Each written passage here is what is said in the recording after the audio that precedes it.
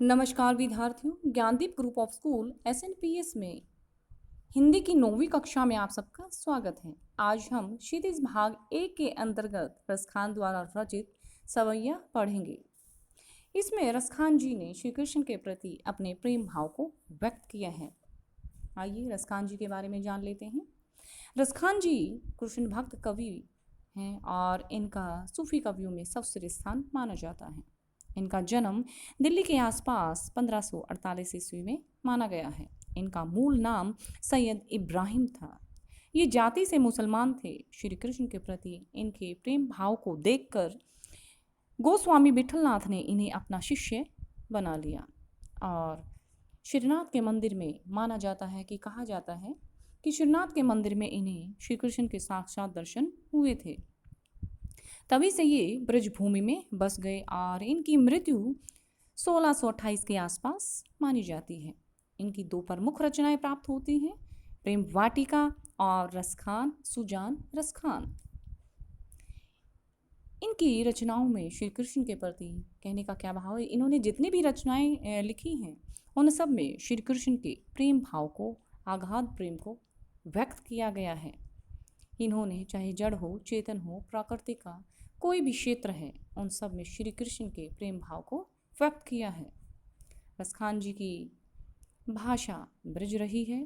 इन्होंने दोहा, कवित, सवैया, सवैया छंदों का प्रयोग किया है। ये इनके अत्यंत प्रिय हैं।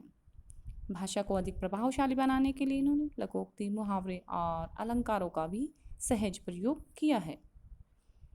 इनके श्री कृष्ण के प्रति अत्यंत प्रेम को, यानी इनकी प्रेम भक्ति को देखकर विद्वानों ने इन्हें रस की खान संज्ञा दी है, अर्थात इन्हें मधुरता की खान कहा है। देखिए सवैया, रसखान द्वारा जो सवैया है, यहाँ 4 सवैये हैं और ये एक छंद है। छंद के रूप में उन्होंने अपनी काव्य रचना की है। आइए तो चलते हैं। पहले में देखिए, मानुस हो तो करी रसखाने बसौ वर्ज गोकुल ग्वारन, गांव के ग्वारन।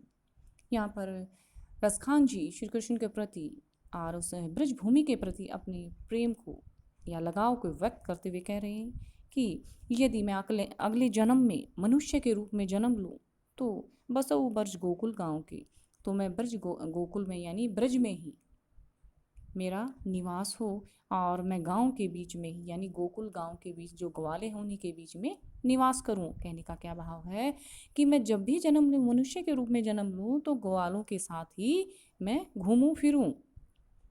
जो पशु हो, पशु, यदि मैं पशु के रूप में जन्म लूँ, बस कहाँ बस मेरो, तो यह मेरे बस में नहीं है। लेकिन फिर भी चरो नित नंद धेनु मझारन, मझारन मैंने मध्य में, धेनु मैंने गाय। वो कहते हैं लेकिन फिर भी मेरी ये कामना रहेगी कि मैं नंद बाबा की गाँव के बीच में ही, जो गाय हैं उनके बीच में ही विचरण करूं। पाहन हो तो वही गिरी को, और कह रहा है यदि मैं पत्थर बनूं तो उसी पर्वत का बनूं कि यो हरि छत्र पुरंदन धारण। हरि छत्र किसके लिए है? श्री कृष्ण के लिए, जिसको श्री कृष्ण ने अपनी उंगली पर धारण किया था। क्यों? क्योंकि वो इंद्र के प्रकोप से संपूर्ण ब्रजवासियों को बचाना चाहते थे। जो खग हो तो बसेरा करूं, यदि मैं खग मैंने पक्षी, यदि मैं पक्षी के रूप में जन्म लूं तो मैं कालिंदी, यमुना, कूल मैंने किनारा, कदम मैंने एक वृक्ष का नाम है, डारन मैंने डाली। तो यदि वो क्या कह रहे हैं, यदि मैं पक्षी बनूं तो मैं यमुना नदी के किनारे कदम के पेड़ पर ही अपना बसेरा करूं। अर्थात जहाँ पर जो श्री कृष्ण को, जो जगह श्री कृष्ण को पसंद है, जहाँ बैठकर वो अपनी मधुर मुरली बजाते हैं, मैं उसी पेड़ पर बसेरा करूं। आइए इसमें काव्य सुंदरी देखते हैं। सबसे पहले आप देखिए क्या है, पहली पंक्ति में हम लिखेंगे, यहाँ पर श्री कृष्ण के प्रति कवि ने अपने प्रेम भाव को व्यक्त किया है या ब्रज के प्रति अपने लगाव को व्यक्त किया है। अब दूसरा देखिए क्या है कि भाषा में कौन सा रखते हैं, भक्ति रस, प्रभु के प्रति श्रद्धा भाव है तो भक्ति रस का प्रयोग है। तीसरा बिंदु आप निकालेंगे कौन से अलंकार है, पहली पंक्ति में ही देखिए, गोकुल गवारन के गवारन, गय गय की आवर्ती, अनुप्रास अलंकार, और सिर्फ फिर अंतिम उसमें आज ये पंक्ति में कालिंदी, कूल, कवंती, की तक, यहाँ पर अनुप्रास अलंकार है आपका। ये तो इसमें संपूर्ण भी कह सकते हैं, या आप ये भी लिख सकते हैं काव्यांश में अनुप्रास अलंकार दर्शनीय है। तीसरा बिंदु निकालिए, तत्सम शब्दावली है। चौथा बिंदु आप देंगे कि भाषा ब्रज है, काव्यांश की भाषा ब्रज है। अब आ जाइए दूसरे पर आ जाइए। या लकुटी लाठी, अरु कमरिया पर राज तीनू, पुर को तजी डारू, तजी मैंने त्यागना, डारू मैंने वारते हुए त्याग देना, पुर मैंने तीनों लोकों का राज्य सुख। तो यहाँ क्या कह रहे हैं, श्री कृष्ण की वस्तु के प्रति, जो जो श्री कृष्ण को वस्तुएं प्रिय थी उनके प्रति अपने प्रेम भाव को व्यक्त करते हुए रसखान जी क्या बोल रहे हैं कि मैं श्री कृष्ण की लाठी और काले कंबल के लिए तीनों लोकों का राज्य, यानी तीनों लोकों का राज्य छोड़ने के तैयार हूँ, उनका सुख छोड़ने के लिए तैयार हूँ। अष्ट सिद्धि नौ सिद्धि के सुख नंद की गाँव, नाए गाँव बिसारन, बिसारन मैंने भूल सकता हूँ, चराई मैंने चराने के लिए, गाय मैंने गाय नंद यानी नंद बाबा की। और क्या कह रहे हैं कि नंद बाबा की गायें चराने के लिए, यानी उनके बदले मैं अष्ट सिद्धि नौ सिद्धि के सुखों को भी भूल सकता हूँ, अर्थात मैं उनका भी त्याग कर सकता हूँ। रसखान कबहू इन अखियों से, रसखान जी कहते हैं कि अब मेरी आंखों में एक ही सौपन है कि मैं जब भी जन्म लूँ ब्रज के वन बाग तड़ाग निहारूं, कि ब्रज की भूमि पर ही जन्म लूँ और ब्रज भूमि पर उत्पन्न, यानी यहाँ ब्रज भूमि में स्थित वन उपवन बाग और तालाब को निहारता रहूं। कोटिक करोड़ों ए कलधीत सोने का धाम, करील मैंने, करील यानी एक तरह के वृक्षों का नाम है, एक प्रकार का वृक्ष है, के कुंजन, कुंजन होता है लताओं के घर, ऊपर वारू मैंने अर्पित करना या समर्पित करना। और मैं ये जो करील के कुंजन हैं, यानी ये जो वृक्षों के कुंजन हैं वन में, जो ये करील के वृक्ष हैं, इनके लिए मैं करोड़ों सोने के भवनों का भी सुख त्यागने के लिए तैयार हूँ। कहने का क्या भाव है, श्री कृष्ण का सानिध्य पाने के लिए मैं सभी सुखों का त्याग कर सकता हूँ। तो आप काव्य सौंदर्य निकालिए, श्री कृष्ण के प्रति या उनकी वस्तुओं के प्रति प्रेम भाव को व्यक्त किया है। दूसरा भक्ति रस तो है ही, मैंने आपको बताया था भक्ति रस है। आप देखिए अनुप्रास अलंकार देखिए, दूसरी पंक्ति में देखिए, दूसरी तीसरी में बै ब्रज वन बाग, ठीक है यहाँ पर है। और अंतिम पंक्ति में देखिए अब करिल के कुंजन, ठीक है यहाँ पर अनुप्रास अलंकार है। तो आप देंगे काव्यांश में अनुप्रास अलंकार दर्शनीय है। उसके बाद देखिए सवैया छंद है, तो जब सवैया छंद है तो ये स्वाभाविक है इसमें सवैया छंद भी है। तो आप इस तरह अपनी पंक्ति में लिखिए, सवैया छंद का सुंदर प्रयोग है, ठीक है, छंद भी हो गया, भक्ति रस है, तत्सम शब्दावली है, अनुप्रास अलंकार की छटा है, और अंतिम बिंदु आप क्या डालेंगे, काव्यांश की भाषा ब्रज है, ठीक है। आ जाइए तीसरे पर, मोर पखा सिर ऊपर राखी, कुंज गुंजन की माल गरई पहनाई, माल मैंने माला, गरे मैंने गले में, पहनू मैंने धारण करूंगी। प्रस्तुत काव्यांश में एक सखी दूसरी सखी से श्री कृष्ण के रूप सौंदर्य पर खुद को वार देती है अथवा अर्पित करती हुई कहती है कि वो श्री कृष्ण के प्रति अपने प्रेम भाव को व्यक्त करते हुए एक सखी दूसरी सखी से क्या कहती, देखिए, मोर पका सिर ऊपर राखई, जिस पर श्री कृष्ण अपने सिर पर मोर पंख रखते हैं, धारण करते हैं, और गले में वन माला, गुंज होती है, वन के फूलों से बनी हुई माला को धारण करते हैं। मैं भी वैसे ही धारण करूंगी। ओढ़ी पीतम्बर से लगूटी, वन गोवर्धन गवारिन संग फिरूंगी। वो क्या कह रहे हैं, जिस प्रकार श्री कृष्ण पीले वस्त्र धारण करके हाथ में लाठी लेकर गांव जो गायें हैं उनको चराने के लिए वन वन फिरते हैं, ठीक मैं वैसे ही फिरूंगी। भाव तो ही मेरो, वो ही मेरो रसखानी, तो ही कहे तब स्वांग करूंगी। स्वांग मैंने रूप सौंदर्य, यानी वैसा ही रूप धारण कर लेना। भाव तो मैंने अच्छा लगना। क्या कह रहे हैं रसखान जी बोलते हैं कि वह सखी कह रही है, कि वह गोपी भी बोल सकते हैं आप, वह सखी कह रही है कि श्री कृष्ण को जो भी रूप सौंदर्य अच्छा लगता है मैं उसी रूप को धारण करूंगी। कहने का क्या भाव है, उसे जो जो चीज़ें पसंद है मैं उन्हीं को धारण करूंगी। या मुरलीधर की अधरान धरऊ, अधराने धरूंगी।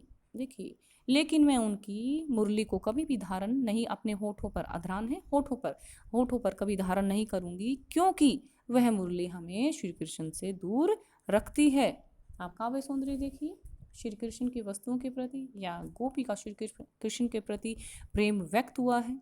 ठीक है। अब दूसरा है संयोग रस तो है ही, ठीक है, संयोग रस है, खुशी से वो अपनी बात कह रही है, बड़ी खुश होकर प्रतीत हो रही है, या भक्ति रस भी बोल सकते हैं यहाँ पर।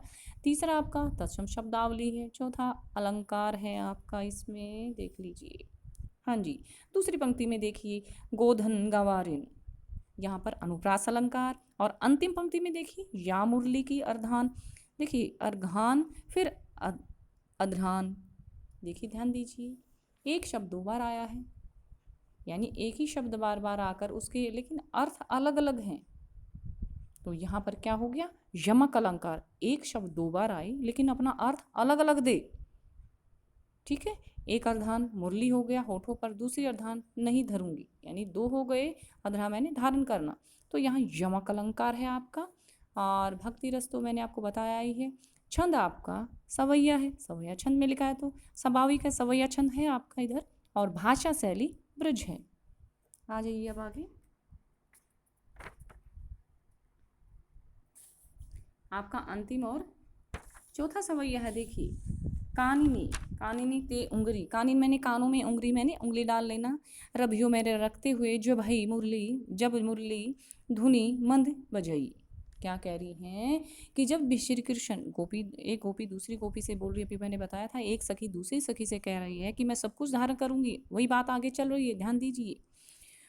तो इसमें क्या कह रही हैं कि कानों में जब श्री कृष्ण अपनी मुरली को बजाएंगे तो मैं अपने कानों में उंगलियां डाल लूंगी अथवा अपने कानों को ढक लूंगी। मोहिने भाव, मोहिने तानन सो रसखानी, रसखान जी कहते हैं कि वह मधुर ध्वनि हमें मोह लेती है, अपने वश में कर लेती है। अटा चढ़ी गोवर्धन गेहते गेहे, जब श्री कृष्ण ऊंची ऊंची अटालियां यानी पर्वतों पर चढ़कर मुरली बजाते हैं तो सभी को अपने वश में कर लेते हैं। टेरी पुकारना कही सिगरे वर्ज लोगिन, यहाँ पर सखी क्या कह रही है कि सभी को संबोधित करते हुए कह रही हैं, टेरी मैंने पुकारना, क्या कह रही हैं कि सिगरे सारे, कि सभी ब्रजवासी मेरी बात को सुन ले, मैं पुकार कर कह रही हूँ। काली कभी कितन समझाओ, कल को तुम मुझे कितना ही समझाना। मायरी, हे माता, अपनी माँ को संबोधित करते हुए कह रही हैं। मुख की मुस्कानी संभारी, संभारी मैंने संभालना, जब हम श्री कृष्ण के मुख पर मुस्कान देखते हैं तो हम खुद को संभाले नहीं संभाल पाती, यानी हम उसके वश में हो जाती हैं। न ही जेही न जेही, और हमारा हृदय हमारे वश में नहीं रहता और हम उसके वश में हो जाती हैं। कहने का क्या भाव है, जब श्री कृष्ण अपनी मुरली की मधुर ध्वनि यानी मुरली बजाते हैं, उसकी मधुर ध्वनि को सुनकर हम मंत्रमुग्ध हो जाती हैं। तो इस प्रकार देखिए, अब इसमें बताइए काव्य सुंदरी पहला निकलेगा, बिंदु निकालिए कि इसमें श्री कृष्ण के प्रति गोपी ने अपने प्रेम भाव को व्यक्त किया है, वही है। या आप ये भी कह सकते हैं व्यंग्य, मुरली के प्रति व्यंग्य भाव व्यक्त किया है। दूसरा दोहा सवैया छंद तो है ही। तीसरे में आज ये कौन सा अलंकार है, इसमें देखिए, इसमें अलंकार है कौन सा है, मोहितानन, देखिए इधर मुस्कानी, गोवर्धन, दूसरी पंक्ति में देखिए गोवर्धन, ठीक है, गोवर्धन गेहे, अनुप्रास अलंकार। फिर नीचे देखिए काही, काली काही कितने, यहाँ अनुप्रास है, यानी आप ये कह सकते हैं संपूर्ण काव्यांश में अनुप्रास अलंकार है, ठीक है। भक्ति रस भी है, आपको बताया था, और तत्सम शब्दावली है। और अंतिम बिंदु आप क्या निकालेंगे, इसमें ब्रज भाषा का सुंदर प्रयोग है।